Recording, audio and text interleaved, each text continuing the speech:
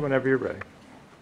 Good afternoon, everyone. My name is Nikita, and today I'm going to be talking about why I think the death penalty should be outlawed. The death penalty may be one of the most debatable social problems that exist today in the United States. How many of you really think the death penalty should be outlawed completely? On another note, the USA Today says that 35% of the Americans oppose the death penalty, according to a Gallup poll. Have many of you heard or read about the latest death penalty case in Georgia? For those of you who haven't, it was lately up on the New York Times that Georgia denied clemency to an American man, Troy Davis, who was killed on September 21st, 2011, which is quite recent, about 2 months ago. Kim Severson from the New York Times said, bearing in an unimaginable legal reversal, Troy Davis was executed by lethal injection at a Georgia prison. In the days that followed, Amnesty International and other groups that fight the death penalty moved on to other cases. While Mr. Davis was executed on one side, on the other side, legal experts debated whether the case built on a tiny amount of physical evidence and shifting witness testimony was enough to warrant execution, and whether death penalty politics in the United States reached a tipping point. But here, in this capital city of Deep South, the case continued to resonate as a barometer of racism in this country. Through the evening, when a few hundred people gathered at the Capitol downtown, people spoke again and again of how Mr. Davis was wrongly accused, wrongly convicted, and wrongly executed by a legal system stacked against minorities. Members of the NAACP and Amnesty International and the church pastor pleaded publicly to the Georgia State Board of Pardons, which earlier in the day denied Mr. Davis's clemency.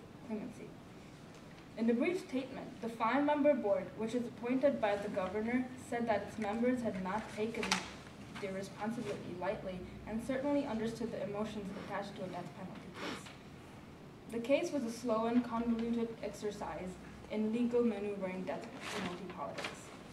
This was the fourth time Mr. Davis had faced the death penalty.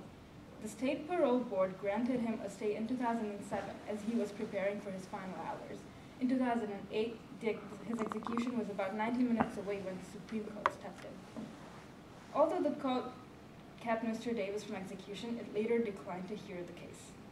In the week before his third execution date, the United States Court of Appeals for the 11th Circuit issued a stay to consider his lawyer's arguments that new testimony that could prove his innocence had not been considered.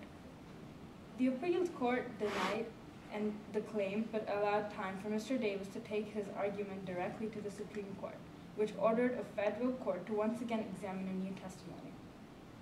But in June, a federal district judge in Savannah said Mr. Davis' legal team had failed to demonstrate his innocence, setting the stage for the new date, which was September 21st, 2011.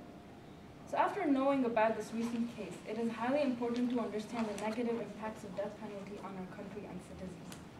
According to the American Civil Liberty Union, more than an estimated 15,269 Americans have been executed since the inception of the death penalty dating back to the colonial times. Since 1973, 138 death row prisoners have been released because they were innocent. In addition, at least 10 people have been executed since 1976, even though they were probably innocent. Wrongful convictions often result from false confessions, resulting in death penalty killing the innocent.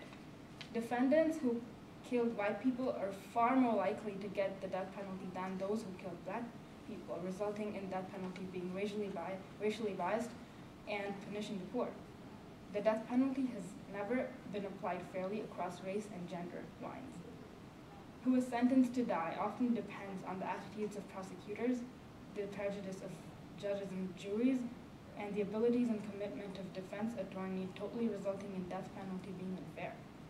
Prosecuting a death penalty case is extremely expensive for a state and drains money that could be used for education and social programs. Capital punishment costs more than sentencing a prisoner to life without parole. In addition to knowing the many impacts of death penalty, it's not like death penalty has done much in decreasing the crime rate.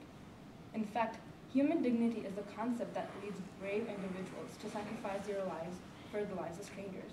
Human dignity is the universal truth that is the basis of ethics. Human dignity is the fundamental belief on which the laws, states, and this republic is founded.